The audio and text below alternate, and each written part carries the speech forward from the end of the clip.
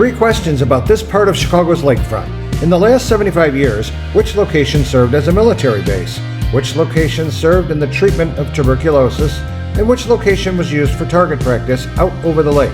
Stay tuned and we'll give you the surprising answers to these questions later in this video. Hello everybody, and welcome to another edition of Discovering Chicago and Beyond.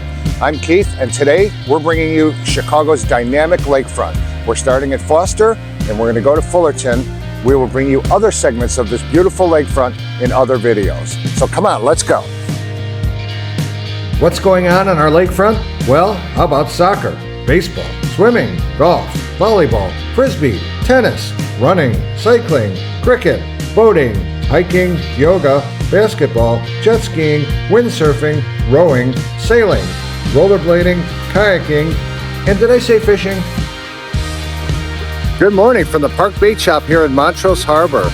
The Park Bait Shop's been here since 1934, since the harbor opened, and the present owners have owned it since 1958. Wow. This place is cool. I'm not a fisherman, but if I were, it would be hard for me to believe that anything that I might need would not be in this place. It looks like they have everything. Did you know that the Montrose Point Bird Sanctuary is a 15-acre bird sanctuary and nature preserve hosting thousands of migratory birds of 349 species? Me neither.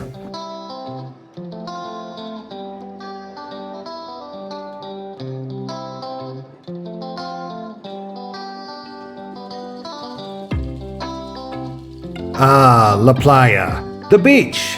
Actually, the right side of Montrose Beach out to the point is part of the bird sanctuary containing native grasses, but we've already talked about the birds. Now, for us humans, the dock is getting ready to open for another season of culinary happiness on the beach. I can't wait. By the way, here at the dock at Montrose Beach, they have great food, great refreshments, great live music, but if you come here and I'm not on the stage, you're here on the wrong day.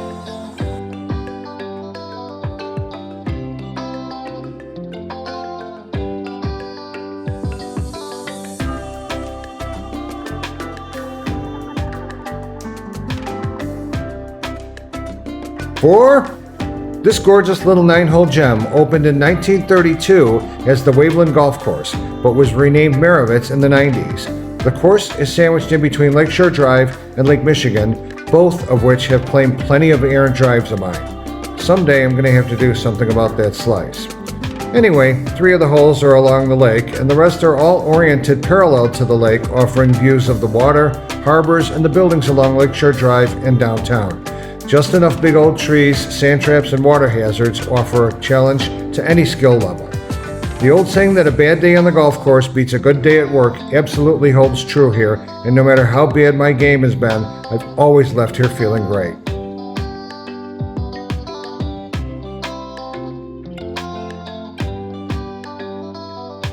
Shout out here to the men and women of CPD, keeping us safe on the land and on the water.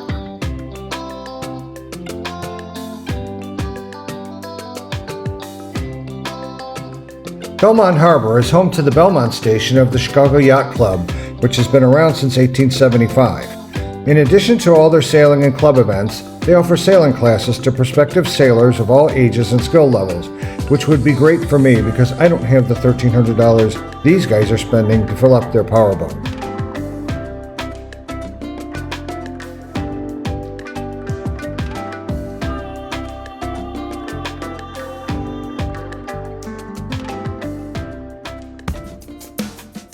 Waveland Park is home to a whopping 20 tennis courts, 4 baseball or softball fields, plenty of open and wooded areas for walking or running or hanging out, and another 10-acre bird sanctuary. Tennis, anyone? Tennis on the Lake offers lessons for adults or kids, as well as a small pro shop. But as for me, I don't know about tennis, but I do know about tacos, and I'd like to have some taco eating lessons over here at Two Wheel Tacos.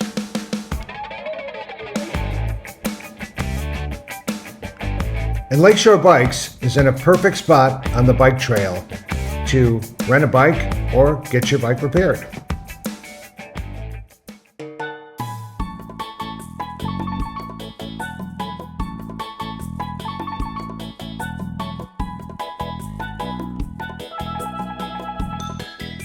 Okay, time for the big reveal about the guilty verdict in the title of this video.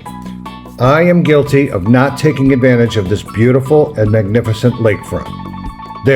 There's my confession, shameful as it may be.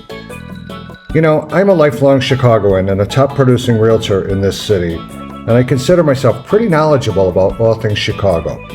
But yet, there is this incredible world-class recreational space that stretches through much of the city's shoreline that I rarely use. What am I missing out on? Well, a lot actually, but just to name a few, I'm missing out on the health benefits.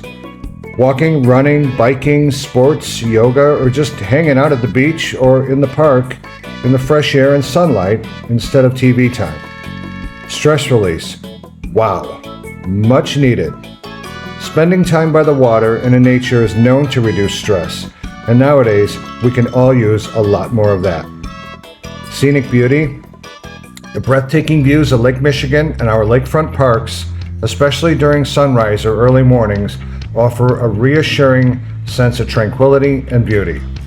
And last but certainly not least, our connection to the natural world and to each other. So instead of sitting on the couch watching YouTube videos, maybe we should grab a friend or relative and spend a little time getting reacquainted with nature, our city, and ourselves. Wait a minute, did I really just say that? Okay, forget about that part about the YouTube videos. And now, on to the rest of the show and the answers to the 3 questions at the beginning of this video.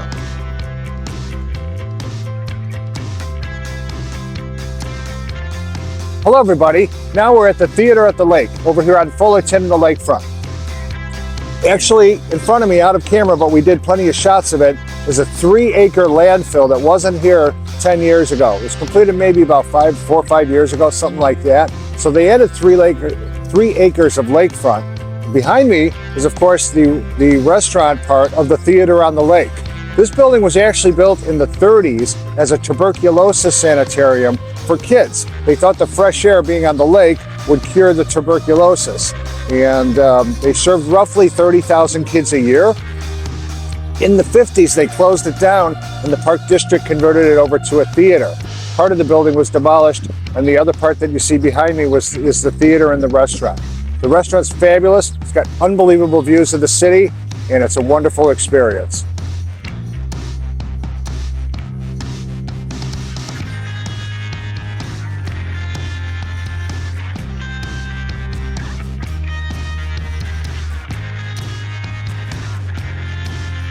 Now we're at Diversey, and this is the former site of the Lincoln Park Gun Club.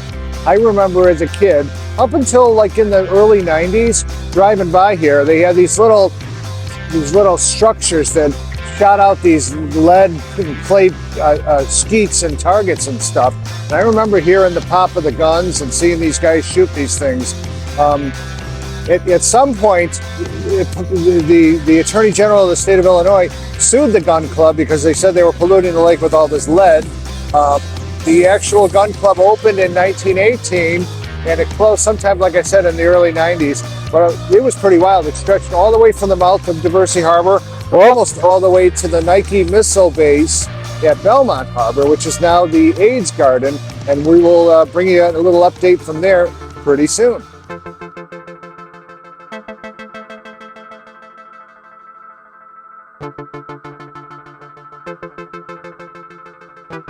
We are just south of Montrose Harbor on what used to be a Nike missile base. For those of you who don't know what a Nike missile is, it was probably a 10, 12-foot anti-aircraft missile that the United States government put here on this site, a bunch of them underground, after World War II, and they kept this base open until I think like around 1970, 71, something like that, when they closed all of them down. All the major cities and defense installations in this country had these things around them. There were a couple more up north, a couple more down south.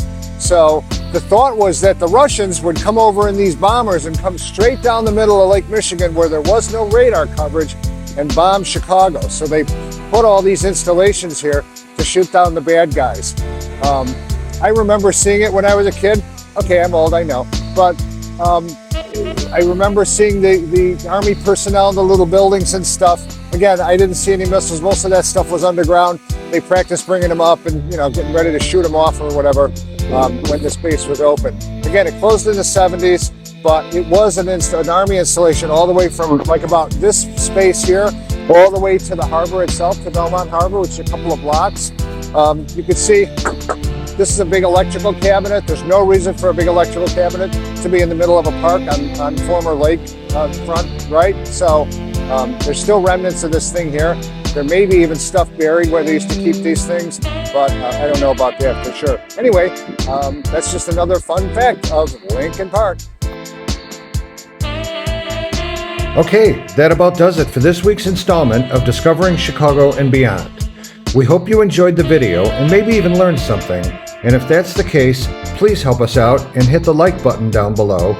Leave any comments you have about this video or any future topics you'd like to see. And please subscribe to the channel to keep up with all of our future videos. Thanks again for watching, and we'll see you next week.